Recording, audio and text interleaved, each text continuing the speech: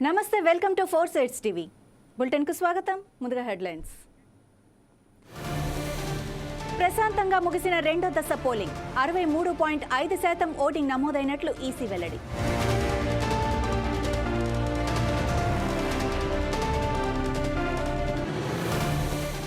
ఈవీఎంలపై అనవసర రాద్ధాంతం చేశారు. సుప్రీం తీర్పు కాంగ్రెస్ కు చెంపపెట్టు అన్న మోడీ.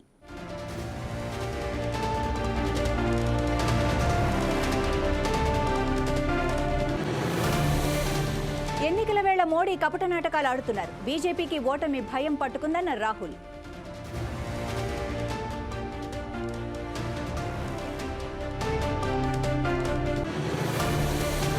ఇవాళ వైసీపీ మేనిఫెస్టో విడుదల. సంక్షేమాన్ని మరింత ముందుకు తీసుకెళ్తామన్న జగన్.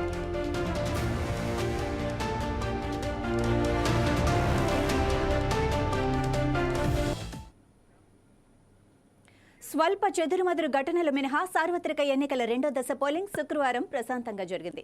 13 రాష్ట్రాల్లోని 88 స్థానాలకు జరిగిన ఎన్నికల్లో శుక్రవారం రాత్రి 8 గంటలకు అందిన సమాచారం ప్రకారం 63.5% పోలింగ్ నమోదైందని కేంద్ర ఎన్నికల సంఘం ప్రకటించింది. పోలింగ్ సమయంలోపు పోలింగ్ బూత్ కు వచ్చిన ఓటర్లను ఓటింగ్ కు అనుమతించారు. దీంతో పోలింగ్ శాతం ఇంకాస్త పెరిగే అవకాశం ఉందని ఈసీ పేర్కొంది. కొన్ని చోట్ల ఈవీఎంల మొరాయింపు, బోగస్ ఓట్ల ఆరోపణలు, చిన్నిపాటి ఘర్షణలు మినహా అన్ని చోట్ల పోలింగ్ ప్రశాంతంగా ముగిసింది. వడగాలులు, ఎండ వేడిమిని తట్టుకొని సైతం ఓటర్ల ఎన్నికల స్ఫూర్తిని చాటారు. వాస్తవానికి 89 స్థానాల్లో పోలింగ్ జరగాల్సి ఉంది. కానీ మధ్యప్రదేశ్లోని బైతూల్లో బీఎస్పీ అభ్యర్థి హఠాన్ మరణంతో అక్కడ ఓటింగ్ను మే 7వ తేదీకి మార్చారు. శుక్రవారం కేరళలోని అన్ని 20 స్థానాలకు ఒకేసారి పోలింగ్ జరిగింది. కర్ణాటకలో 14, రాజస్థాన్లో 13, మహారాష్ట్ర, ఉత్తరప్రదేశ్లో చెరో 8, మధ్యప్రదేశ్ 6, అస్సాం, బీహార్లలో చెరో 5, ఛత్తీస్గఢ్, పశ్చిమ బెంగాల్లో చెరో 3, మణిపూర్, త్రిపుర, జమ్మూ కాశ్మీర్లలో ఒక్కొక్క స్థానంలో పోలింగ్ జరిగింది.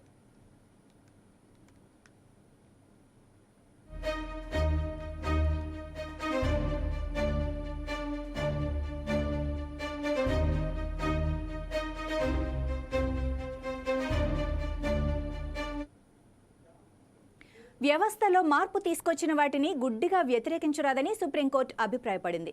వీవీప్యాట్లపై పిటిషన్ విచారణ సందర్భంగా శుక్రవారం కోర్టు కీలక వ్యాఖ్యలు చేసింది. వీవీప్యాట్లపై దాఖలైన అన్ని పిటిషన్లను కొట్టేసింది. ఈవీఎం ద్వారా పోలైన ఓట్లను వీవీప్యాట్లతో సరిపోల్చాలన్న పిటిషనర్ల వాదనతో కోర్టు ఏకీభవించలేదు. జస్టిస్ సంజీవ్ ఖన్నా నేతృత్వంలోని ధర్మాసనం ఈ మేరకు తీర్పు వెలువరించింది. స్వల్ప మార్పులతో న్యాయమూర్తులు జస్టిస్ సంజీవ్ ఖన్నా, జస్టిస్ దీపాంకర్ దత్తా ఒకే అభిప్రాయంతో 2 తీర్పులు వెలువరించారు. పేపర్ బ్యాలెట్ రూపంలో ఎన్నికలను నిర్వహించాలన్న పిటిషన్ను కూడా సుప్రీం తోసిపుచ్చింది.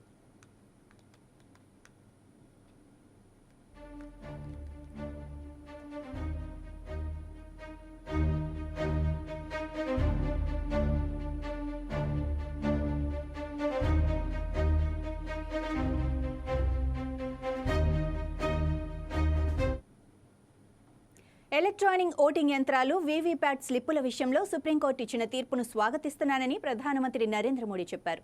ఈ తీర్పు కాంగ్రెస్ నేతృత్వంలోని విపక్ష కూటమికి గట్టి చెంపదెబ్బ అని స్పష్టం చేశారు. ఈవీఎంలకు వ్యతిరేకంగా ప్రజల్లో అనుమానాలు సృష్టించే పాపానికి పాల్పడినందుకు కాంగ్రెస్ క్షమాపణ చెప్పాలని అన్నారు. శుక్రవారం బీహార్లోని అరారియా, ముంగేర్, పశ్చిమ బెంగాల్లోని మాల్డాలో సార్వత్రిక ఎన్నికల ప్రచార సభల్లో ప్రధాని మోడీ మాట్లాడారు.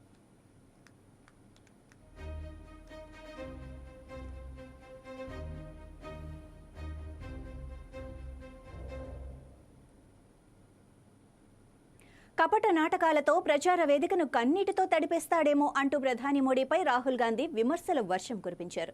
కర్ణాటకలోని విజయపుర జిల్లా కేంద్రంలో శుక్రవారం నిర్వహించిన కాంగ్రెస్ ప్రచార కార్యక్రమంలో రాహుల్ ప్రసంగించారు. ప్రధాని మోడీకి ఓటమి భయం పట్టుకుందన్నారు. ప్రజా సమస్యల నుంచి ఓటర్ల దృష్టిని ఏమార్చే ప్రయత్నం చేస్తున్నారని దుయ్యబట్టారు. అందుకే ఓసారి చైనా, ఇంకోసారి పాకిస్తాన్ గురించి మాట్లాడుతున్నారని ఎద్దేవా చేశారు.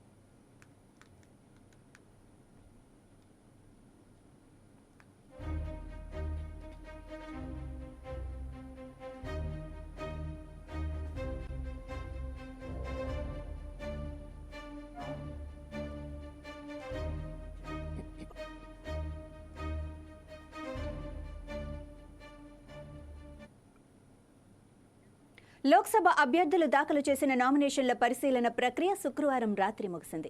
రాష్ట్రంలోని 17 లోక్సభ స్థానాల పరిధిలో మొత్తం 893 మంది నామినేషన్లు దాఖలు చేయగా 271 మంది అభ్యర్థుల నామినేషన్లు పరిశీలన అనంతరం అధికారులు తిరస్కరించారు. 622 మంది అభ్యర్థుల నామినేషన్లు ఆమోదించారు. నామినేషన్ల ఉపసంహరణ గడువు 29తో ముగియనుంది. నామినేషన్ పత్రాల్లోని అన్ని కాలమ్స్ పూరించాల్సి ఉండగా కొందరు అభ్యర్థులు కొన్ని కాలమ్స్ ను భర్తీ చేయకుండా వదిలివేయటం, పత్రాలపై కొన్ని చోట్లలో సంతకాలు చేయకపోవటం వంటి కారణాలతో చాలా మంది అభ్యర్థుల నామినేషన్లను తిరస్కరించారు. లోక్సభ నియోజకవర్గ పరిధిలోని కనీసం 10 మంది ఓటర్లు స్వతంత్ర అభ్యర్థులను ప్రతిపాదిస్తూ నామినేషన్ పత్రాలపై సంతకాలు చేయాల్సి ఉంటుంది. కొందరు స్వతంత్ర అభ్యర్థులకు 10 మంది ఓటర్లు కూడా ప్రతిపాదించకపోవడంతో వారి నామినేషన్లు సైతం జిల్లా ఎన్నికల అధికారులు తిరస్కరించారు.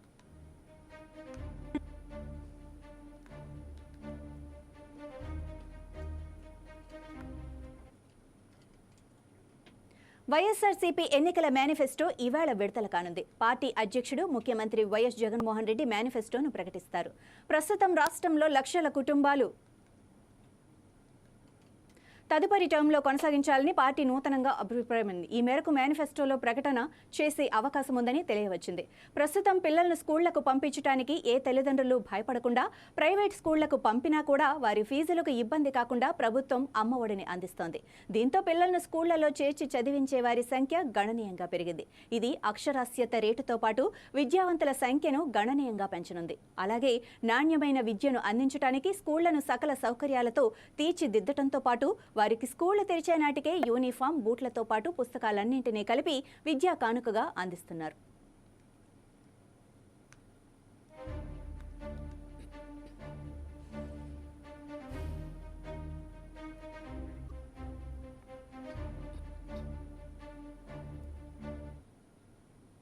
కాంగ్రెస్, బీజేపీ ఏకమై ప్రాంతీయ పార్టీలను దెబ్బతీసి వాటి ప్రాబల్యం పెంచుకునే కుట్రలు చేస్తున్నాయని మాజీ ముఖ్యమంత్రి కేసీఆర్ ఆరోపించారు. కాంగ్రెస్ కు బీఆర్ఎస్ బీ టీమని బీజేపీ అంటుందని, బీజేపీకి బీ టీమని కాంగ్రెస్ ఆరోపిస్తుందని, నిజానికి బీజేపీ, కాంగ్రెస్ ఒక్కటేనన్నారు. తెలంగాణలో బీఆర్ఎస్ సెక్యులర్ ప్రభుత్వానికి నడిపిందని, ప్రాణం పోయినా సెక్యులర్ గానే ఉంటామని తెలిపారు. మహబూబ్ నగర్ జిల్లా కేంద్రంలో పార్టీ అభ్యర్థి మన్ని శ్రీనివాసరెడ్డి గెలుపు కోసం శుక్రవారం ఆయన రోడ్డు షో నిర్వహించారు. క్లాక్ టవర్ చౌరస్తాలో కార్నర్ మీటింగ్ లో మాట్లాడారు.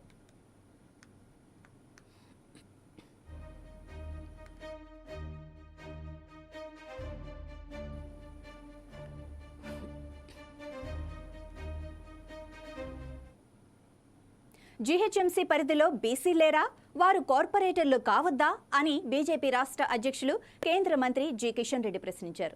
సీఎం రేవంత్ రెడ్డికి దమ్ముంటే ముస్లిం రిజర్వేషన్లను రద్దు చేయాలని సవాల్ విసిరారు.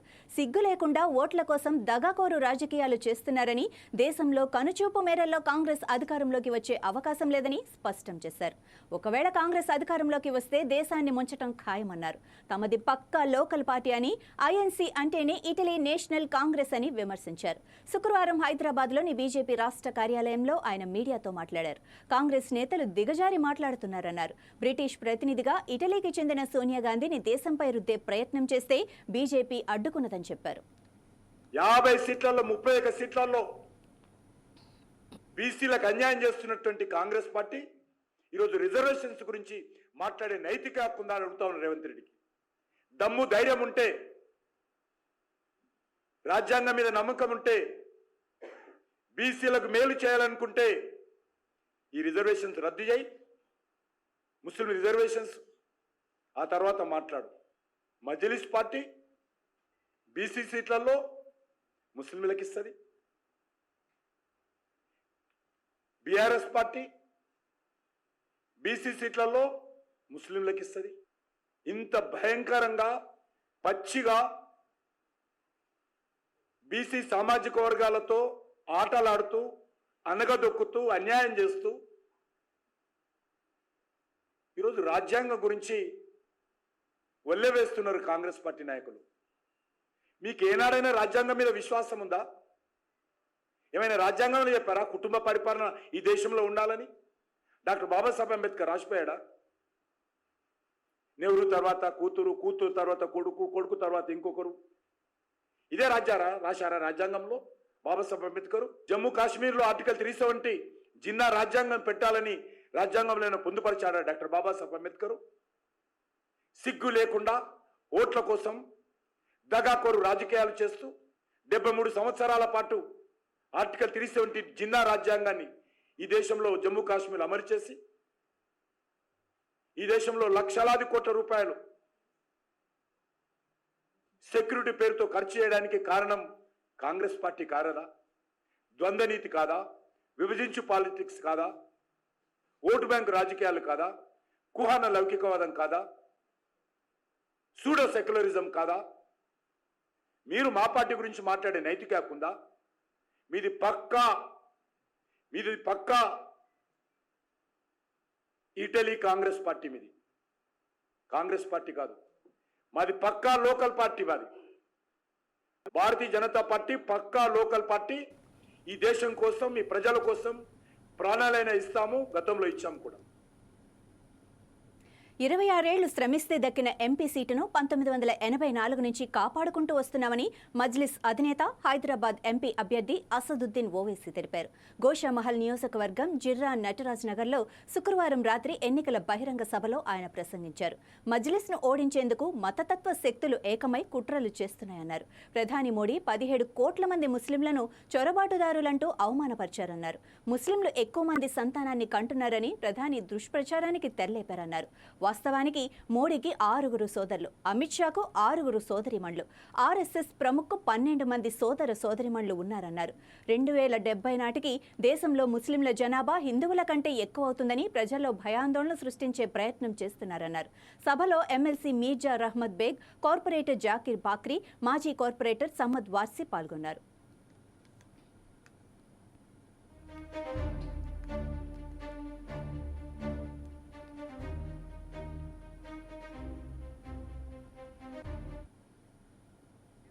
ఏపీని అప్పుల కుప్పగా మార్చారని వైసీపీ ప్రభుత్వంపై విమర్శలు గుప్పించారు వైఎస్ షర్మిల. ఏలూరు జిల్లా చింతలపూడి నియోజకవర్గంలో ఎన్నికల ప్రచారంలో భాగంగా వైసీపీ ప్రభుత్వంపై షర్మిల నిప్పులు చెరిగారు. ప్రతి ఏడాది జాబ్ క్యాలెండర్ వేస్తామని అధికారంలోకి వచ్చినా జాబ్ క్యాలెండర్ వేయలేదని విమర్శలు గుప్పించారు. మెగా డిఎస్సీ పేరుతో యువతను రాష్ట్ర ప్రభుత్వం దగా చేసిందని దుయ్యబట్టారు. మరోసారి జగన్ అధికారంలోకి వస్తే రాష్ట్రం సర్వనాశనమవుతుందని షర్మిల విమర్శలు గుప్పించారు. నష్టపోతే ఒక్కసారైనా పంట నష్టపరిహారం ఇచ్చారన్నా? కనీసం డ్రిప్ వేసుకున్నామంటే డ్రిప్ సబ్సిడీ అయినా ఇచ్చారా? మరి రాజశేఖర రెడ్డి గారు రైతులను ఎత్తున పెట్టుకుంటే మరి జగన్మోహన్ రెడ్డి గారు కాళ్ళ కింద వేశారు కదన్నా. మరి జగన్మోహన్ రెడ్డి గారా రాజశేఖర రెడ్డి గారి ఆశయాలను నిలబెట్టేది? ఒకసారి ఆలోచన చేయండి. బిడ్డలు ఎక్కడ పెట్టుకున్నారన్నా రాజశేఖర రెడ్డి గారు? ఇంతమంది యువకులు ఉన్నారే, ఇంతమంది యువకులు ఉన్నారు. ఈ బిడ్డల్ని గుండెల్లో పెట్టుకున్నాడు రాజశేఖర రెడ్డి గారు. ఫీజు రీయింబర్స్మెంట్ అయితేనేమి, ఉద్యోగాలు అయితేనేమి ఎన్ని చేశారు బిడ్డల కోసం. మరి ఇప్పుడు ఏం చేస్తున్నారు జగన్మోహన్ రెడ్డి గారు? 5 సంవత్సరాల క్రితం ఇలాగే మైకు పట్టుకుని జగన్మోహన్ రెడ్డి గారు చెప్పిన మాట, ప్రతి సంవత్సరము జాబ్ క్యాలెండర్ ఇస్తారన్నాడు. సంక్రాంతి వచ్చినప్పుడల్లా జాబ్ క్యాలెండర్ అన్నారు. ఎన్ని సంక్రాంతులు వచ్చాయి, ఎన్ని సంక్రాంతులు పోయాయన్నా? జగన్మోహన్ రెడ్డి గారు ముఖ్యమంత్రి అయ్యి 5 సంక్రాంతులు వచ్చాయి పోయాయి. ఒక జాబ్ క్యాలెండర్ అయినా వచ్చిందా? ఒక్క జాబ్ క్యాలెండర్ అయినా వచ్చిందా? 2,30,000 ఉద్యోగాలు ఖాళీగా ఉన్నాయని చెప్పారు జగన్మోహన్ రెడ్డి గారు. ఇలాగే 5 సంవత్సరాల క్రితం మైకు పట్టుకొని నేను భర్తీ చేస్తాను 6 నెలల్లో అని చెప్పారు. మరి ఈ రోజు 5 సంవత్సరాలు గడిచేపోయింది. ఇప్పటికీ కూడా 2,25,000 ఉద్యోగాలు ఇంకా ఖాళీగానే ఉన్నాయి. మరి 5 సంవత్సరాలు జగన్మోహన్ రెడ్డి గారు ఏం చేసినట్టన్నా? గుడ్డి గుర్రాలకు బొల్లుకోవారా?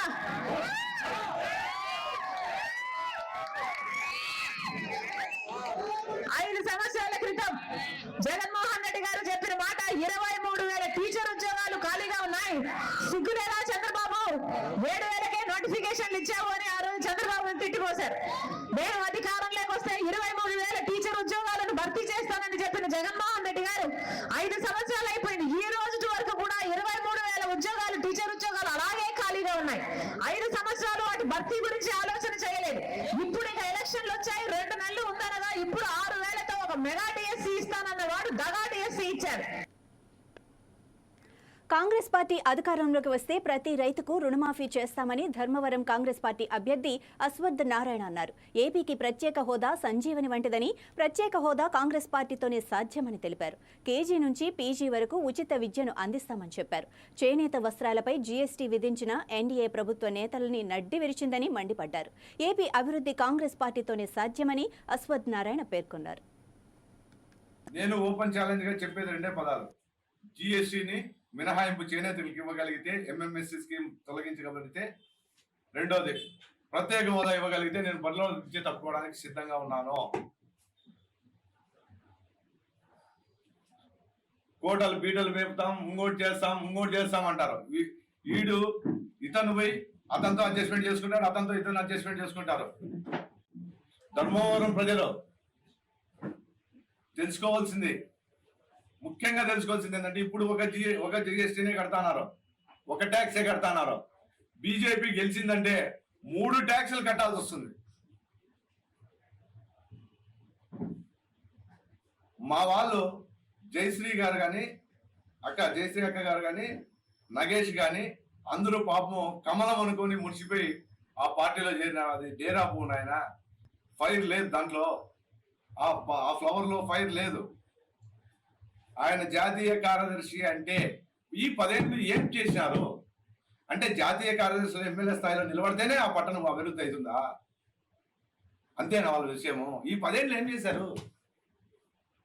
2015 నుంచి 2019 వరకు టీడీపీ ఏం చేసింది? 2019 నుంచి 24 వరకు టీడీపీ ఏం చేసింది? వైసీపీ ఏం చేసింది? రైతుల్ని కబ్బులు చెప్తే, ఉద్యోగాలు లేకుండా చేస్తే,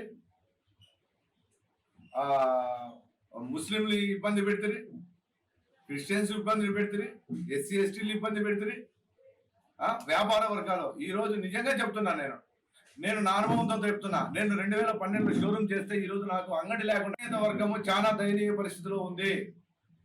మీరు నీతి నిజాయితీగా ఏదన్నా చెప్పాలంటే స్పష్టంగా చెప్పండి. ఏదో మీకు తెలుసా బ్రదర్, అది బీజేపీ చెప్తుంటారు, సబ్కా వికాస్ సబ్కా ఏంది తమ్ముడు చెప్తుంటారు. ఆ పదాలు ఎప్పుడైనా విన్నారా మీరు? ఎక్కడైనా ఇంప్లిమెంటేషన్ జరిగింది? ఆగస్టు 15న బీఆర్ఎస్ నేత హరీష్ రావు రాజీనామాకు సిద్ధంగా ఉండాలని మంత్రి పొన్నం ప్రభాకర్ అన్నారు. ముఖ్యమంత్రి రేవంత్ రెడ్డి చెప్పినట్టుగా 2 లక్షల రుణమాఫీని కాంగ్రెస్ ప్రభుత్వం అమలు చేసి చూపిస్తుందని హామీ ఇచ్చారు. కరీంనగర్ లోక్సభ నియోజకవర్గ కాంగ్రెస్ అభ్యర్థి వెలిచాల రాజేందర్ కు మద్దతుగా సిద్దిపేట జిల్లాలో పొన్నం ప్రభాకర్ ప్రచారం నిర్వహించారు. మానకొండూరు ఎమ్మెల్యే కవ్వంపల్లి సత్యనారాయణతో కలిసి కోహాడలో పొన్నం రోడ్ షో నిర్వహించారు.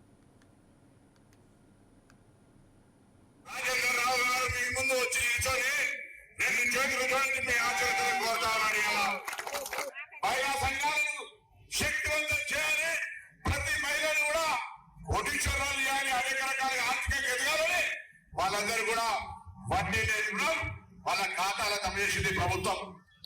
23వ తారీఖు ఫిబ్రవరి 2023 నాడు హరీష్ రావు ఇక్కడికి వచ్చిండు. 4,000 కోట్ల మాఫీ చేస్తారని చేసినానే, మాఫీ చేస్తానని వీడియో రికార్డు ఉంది, పేపర్లో సాక్షి ఉన్నారు. 23వ తారీఖు ఫిబ్రవరి 2023 హరీష్ రావు సవాల్ చేసి కదా, ఇవాళ నీ సవాలుకు సిద్ధంగా ఉన్నా. ఆగస్టు 15 చెప్పండి ధైర్యంగా ఊర్లలో. మన ముఖ్యమంత్రి రేవంత్ రెడ్డి గారు చెప్పినారు, సమ్మక్క సారక్క సాక్షిగా, లక్ష్మీ నరసింహ సాక్షిగా, ఈ తెలంగాణ ప్రజల సాక్షిగా ఆగస్టు 15 నాడు తెలంగాణ రైతులు 2 లక్షల రూపాయల రాజీనామా పత్రం రాసి పెట్టుకో హరీష్ రావు. ధైర్యంగా కాంగ్రెస్ పార్టీ ఈ మాట అమలు చేసి తీర్చాల. ఇంత దౌర్భాగ్యమైనండి, 60,000 కోట్లతో ఉన్నటువంటి అప్పులు 7 లక్షల కోట్లకు చేసి గల్లా ఖాళీ చేసిన టీఆర్ఎస్ పార్టీ ఇలా మమ్మల్ని 4 రోజులకే పిల్లి శాపనార్థాలు పెడతాంది. మీరు అధికారం ఎట్లుంటారు, మేము ఊరగొడతాం, మీ సంగతి చూస్తాం. ఏం చూస్తారు? బీజేపీ నేను చెప్పుకుంటారా, బీఆర్ఎస్ నేను చెప్పుకుంటారా? అసలు వాళ్ళ పార్లమెంట్ ఇయ్యాల నుంచిగా వాళ్ళ పేర్లు తీసుకోలే. ఆ ఎంపీలతో పనిచేసిండ్రు, ఎంపీగా పనిచేసిన రాజకీయ అంబేద్కర్ సాక్షిగా కోవల మండలానికి మీరు ఎన్నిసార్లు వచ్చివో, నేను ఎన్నిసార్లు వచ్చినా నేనే పనిచేసిన చర్చకు సిద్ధమని అడుగుతామని. నెల్లూరు జిల్లా కొడవలూరు మండలంలో కూటమి ఎమ్మెల్యే అభ్యర్థి వేమిరెడ్డి ప్రశాంత్ రెడ్డి ఎన్నికల ప్రచారం జోరుగా సాగింది. గ్రామ నాయకులు, కార్యకర్తలు, ప్రజలు ఆమెకు ఘన స్వాగతం పలికారు. వాడవాడలా ప్రచార రథంపై తిరుగుతూ ప్రజలకు అభివాదం చేశారు. ఈ సందర్భంగా ఆమె మాట్లాడుతూ టీడీపీ కూటమి అధికారంలోకి వచ్చిన వెంటనే ప్రజల సమస్యలను పరిష్కరిస్తామని తెలిపారు. గ్రామాలలో నెలకొన్న నీటి సమస్యలను, శ్మశాన వాటిక సమస్యలను, డ్రైనేజీ సమస్యలను, రోడ్ల సమస్యలను పరిష్కరిస్తామని హామీ ఇచ్చారు. టీడీపీ అధికారంలోకి వస్తే సూపర్ 6 పథకాల ద్వారా మహిళలు అర్హులైన ప్రతి ఒక్కరికి చేరువవుతాయని చెప్పారు. గత 10-15 సంవత్సరాల నుంచి నాకు ఈ గ్రామాలన్నీ తెలియదు. ఎందుకంటే నేను 25 రోజుల ముందే రాజకీయాల్లోకి వచ్చాను. నా దగ్గరికి వచ్చిన నా చుట్టూ ఉన్న గ్రామాల్లో ఎన్నో శ్మశాన వాటికలు, ఆఖరాకి నెల్లూరులో కూడా 20 సంవత్సరాల క్రితమే శ్మశాన వాటికని వేమిరెడ్డి ప్రభాకర్ రెడ్డి గారు తన సొంత నిధులతో కట్టించారు. అలాంటిది ఇంత దోచేసుకొని 5 సంవత్సరాల్లో ప్రతి ఊరికి శ్మశాన వాటికకి ఏం కావాలో, తాగడానికి నీళ్ళు ఏం కావాలో అది కూడా చూడలేని ఈ ఎమ్మెల్యేని మీరు ఎందుకు 6 సార్లు గెలిపించారని నేను అడుగుతున్నాను. ఆయన పొగరంతా నేను 6 సార్లు గెలిచాను, ఏ అభివృద్ధి చేయకపోతే నేను ఎట్ట గెలుస్తాను, ఎందుకు గెలిచాను అని చెప్తున్నాడు. నేను చెప్తున్నాను, కోవూరు ప్రజలు ఏ గ్రామమైనా, మారుమూల గ్రామమైనా ఆయనే చెప్తున్నాడు అమిత చైతన్యవంతులని. ఆ చైతన్యంతో ఈ రోజు అందరూ మీరు ముందుకు కదలండి. ఇన్ని సంవత్సరాల నుంచి కనీస వసతులు కూడా పట్టించుకోలేని ఒక ఎమ్మెల్యేకి మీరు ఓటు వేయాల్సిన అవసరం లేదు. మీరు ఆలోచించుకోండి. మీకు వేయాలనిపిస్తే వేయండి, నేను అది కూడా కాదంటలేదు. మీరు ఆలోచించండి. చైతన్యవంతులైన కోవూరు నియోజకవర్గ ప్రజలారా చెప్తున్నాను నేనండి. 5-6 వందల కోట్లు దోచేసుకున్నాడు. ప్రసన్న కుమార్ రెడ్డి రేపు వస్తాడు, ఓటుకి 10,000 లెక్కన మీ అందరికి ఇస్తాడు. అది మీరేం మొహమాట పడిపోకండి, అదంతా మీ డబ్బులు. మా డబ్బులు అంటే మేము కష్టపడి సంపాదించినట్టు, అది కోవూరు జనం డబ్బులు. కామారెడ్డి జిల్లా నిజాంపేట్ చౌరస్తాలోని ఓ టీ పాయింట్ వద్ద 7 ప్యాకెట్ల గంజాయిని ఆబ్కారీ అధికారులు స్వాధీనం చేసుకున్నారు. టీ స్టాల్లో గంజాయిని విక్రయిస్తున్న కడారి స్వామిని అదుపులోకి తీసుకుని విచారించారు. నిజామాబాద్ ఆచోనగర్లో ఉంటున్న ఫరీదా బేగం వద్ద గంజాయిని విక్రయించానట్లు నిందితుడు వెల్లడించాడు. కేసు నమోదు చేసుకున్న పోలీసులు ఈ గంజాయి ముఠా వెనుక ఇంకా ఎవరున్నారన్న కోణంలో విచారణ జరుపుతున్నారు. పట్టుకున్న గంజాయిని సీజ్ చేసి నిందితుడిని కోర్టులో హాజరుపరిచారు. సూపరింటెండెంట్ కామారెడ్డిగా చెప్తున్నాను. నిన్న మాకు ఇన్ఫర్మేషన్ వచ్చింది. ఇన్ఫర్మేషన్ వస్తే నిజాం సాగర్ చౌరస్తాలో ఒక టీ షాప్ లో ఒక వ్యక్తిని పట్టుకున్నాం. అతని పేరు ఏం పేరంటే సురేష్, కడారి స్వామి. అతని దగ్గర నుంచి ఓన్లీ 70 గ్రాముల గంజాయి దొరికిన తర్వాత అతడిచ్చే ఇన్ఫర్మేషన్ ప్రకారము నిజామాబాద్ లో ఆటో నగర్ లో ఉంటున్నటువంటి ఫరీదా బేగం దగ్గరికి వెళ్ళాం. ఆమె దగ్గర 3.5 కిలో దొరికింది. సో మొత్తం కలిపి ఆమెను అడిగితే దీనికి మూల కారణం ఎక్కడ నుంచి తీసుకొచ్చినావు నువ్వు అని అడిగితే నాందేడు, మహారాష్ట్ర అని చెప్పింది. దాని గురించి కూడా మేము అక్కడికి ఇన్ఫర్మేషన్ ఇస్తాము. ఇది SHO కామారెడ్డి లిమిట్స్ లో జరిగిన కేసు. ఇక్కడ నుంచి మేము ఫర్దర్ ఇన్వెస్టిగేషన్ లో కామారెడ్డి టీమ్ అయినటువంటి SHO విజయ్ కుమార్ మరియు SI విక్రమ్. అధికార వైసీపీకి ఎన్నికల ముందు మరో షాక్ తగిలింది. ఆ పార్టీ సీనియర్ నేత మాజీ మంత్రి డొక్కా మాణిక్య వరప్రసాద్ వైసీపీని వీడారు. పార్టీ క్రియాశీల సభ్యత్వంతో పాటు గుంటూరు జిల్లా అధ్యక్ష పదవికి రాజీనామా చేశారు. తన రాజీనామా లేఖను వైసీపీ అధినేత సీఎం జగన్మోహన్ రెడ్డికి పంపించారు. కాగా డొక్కా తాడికొండ టికెట్ ఆశించి బంకపడ్డారు. అక్కడ మాజీ మంత్రి మేకతోటి సుచరితకు వైసీపీ టికెట్ కేటాయించింది. దీంతో మనస్తాపం చెందిన ఆయన గత కొన్ని రోజులుగా పార్టీ కార్యక్రమాలకు దూరంగా ఉంటున్నారు. ఈ నేపథ్యంలోనే శుక్రవారం పార్టీకి గుడ్ బై చెప్పారు.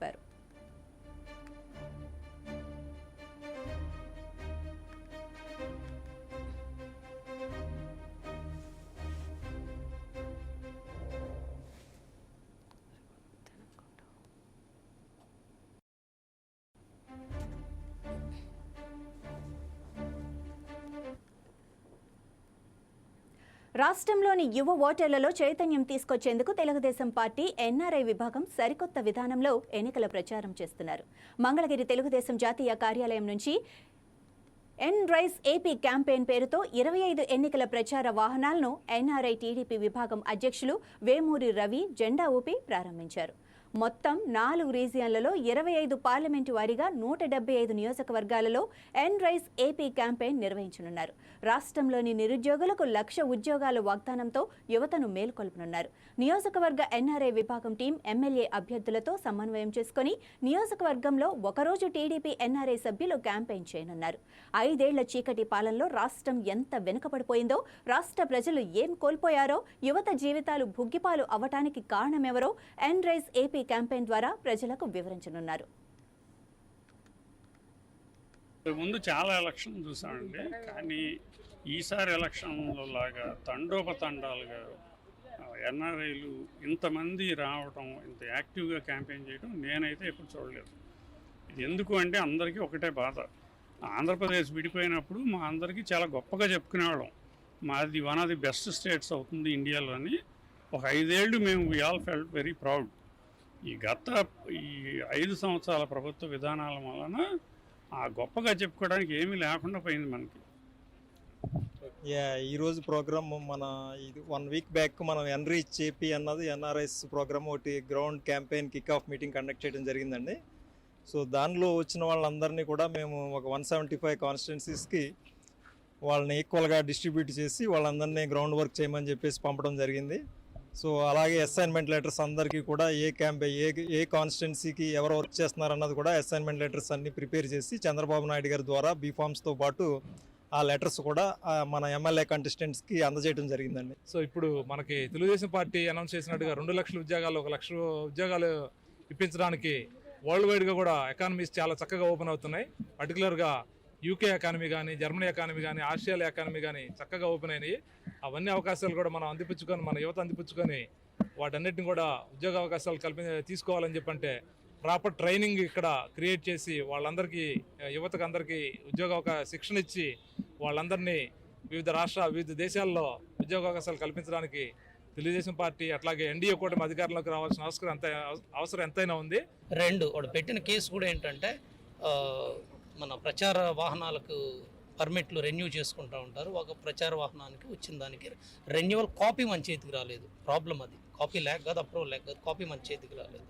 సో ఇలా ఇక్కడ చట్టాన్ని ఎలా అయినా మీకు తెలుసు కదా ఇక్కడ ఎలా ఉంటుందో. సో దయచేసి ఆత్మస్థైర్యం కోల్పోకుండా మేమందరం కూడా డెఫినెట్గా ఏమైనా కూడా చంద్రబాబు నాయుడు గారి కోసం రాబోయే 20 రోజులు కష్టపడతాం. ముఖ్యంగా ఆంధ్రప్రదేశ్ యువతకు చెబుతున్నాను బాబు, ఇక్కడ మాకు జరక్కో, ఇక్కడ అందుబాటులో లేకపోతే ఏపీ పీసీసీ అధ్యక్షురాలు వైఎస్ షర్మిల గోపన్నపాలెంలో గంటకు పైగా ట్రాఫిక్లో చిక్కుకున్నారు. దెందులూరులో నిర్వహించిన కాంగ్రెస్ న్యాయయాత్ర సభ ముగించుకొని వెళ్తూ ఉండగా ఈ ఘటన జరిగింది. సభ అనంతరం ట్రాఫిక్ను క్రమబద్ధీకరించకుండా పోలీసులు వదిలేయడంతో ఈ పరిస్థితి ఏర్పడిందని కాంగ్రెస్ నేతలు ఆరోపించారు. పోలీసుల తీరుపై ఆగ్రహం వ్యక్తం చేసిన షర్మిల వారిపై జిల్లా ఎన్నికల అధికారికి ఫిర్యాదు చేశారు.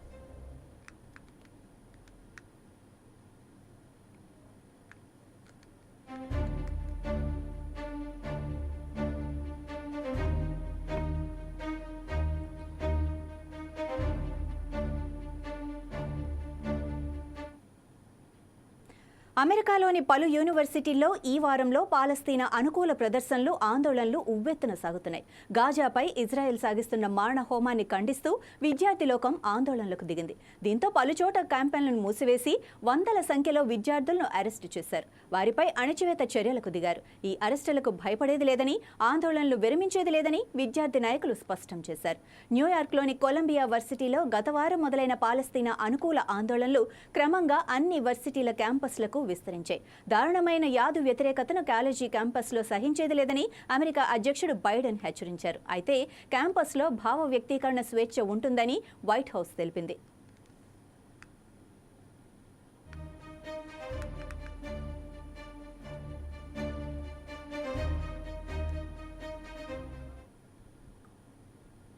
ఇవి ఇప్పటివరకున్న సమాచారం. మరింత సమాచారంతో మరో బులెటిన్లో మళ్ళీ కలుసుకుందాం. అంతవరకు చూస్తూనే ఉండండి 4 Sides TV.